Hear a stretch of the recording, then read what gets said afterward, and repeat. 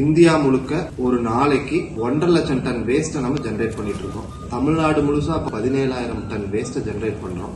Erode corporation மட்டும் கிட்டத்தட்ட ஒரு நாளைக்கு 240 டன் வேஸ்ட் ஜெனரேட் பண்றோம்.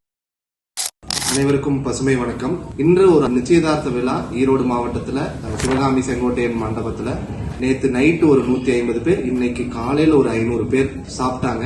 முதல் முறையா ஈரோடு மாவட்டத்துல சாப்பிடும் பொழுதே மக்கும் குப்பையை தனியாவும் மக்காத குப்பையை தனியாவும் பிரிச்சு வாங்கி மக்கும் குப்பை எத்தனை கிலோ வந்திருக்குன்னு முதல் முறையா நாங்க அதை வெயிட் போட்டு பார்த்தோம். 650 பேர் சாப்பிடுற இடத்துல பாத்தீங்கன்னா 240 கிலோ மக்கும் குப்பையை நம்ம ஜெனரேட் பண்ணிருக்கிறோம். அதே மாதிரி பேப்பர் கப்பு, ஸ்வீட்டுக்கு கொடுக்கிற பிளாஸ்டிக் டப்பா, வாட்டர் பாட்டில், மசாலா கவர், அரிசி கவர், அதை வெயிட் பார்த்தோம் அப்படின்னா 50 கிலோ வேஸ்ட் ஜெனரேட் ஆயிருக்கு.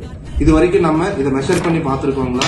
கிடையவே கிடையாது. சின்ன சின்ன வில்லேஜஸ்ல இருந்து பெரிய கார்பரேஷன் மெட்ரோஸ் வரைக்கும் நம்ம என்ன பண்ணி வச்சிருக்கோம்? பெரிய பெரிய குப்பை மலைகளை உருவாக்கி வச்சிருக்கோம். இதை அவாய்ட் பண்ணணும் அப்படின்னா சோர்ஸ்லேயே செக்ரிகேட் பண்ணணும். ஈரோடு சிறகுகள் மற்றும் யான் பவுண்டேஷன் இந்த 2 அமைப்புகள் மூலமா முதல் வேலையா மக்களுக்கு இந்த விழிப்புணர்வை எங்கெங்கெல்லாம் எடுத்துட்டு போறோம் அப்படின்னு பாத்தீங்கன்னா பள்ளி குழந்தைகள் கிட்ட போனோம். அடுத்தது பல்க் வேஸ்ட் ஜெனரேட்டர்ஸ் அப்படின்னு சொல்லக்கூடிய அதிகமான மக்கள் கூடக்கூடிய இந்த ப்ரோக்ராம்ஸ், இந்த ஃபங்க்ஷன்ஸ், அவங்களுக்கு இந்த சோர்ஸ்லேயே செக்ரிகேட் பண்ணி அவங்களுக்கு இப்படி டேட்டாவெல்லாம் கொடுத்துட்டு இருக்கோம். நீங்களும் பயன்படுத்திக்கோங்க, இதை பத்தி தெரிஞ்சுக்கோங்க.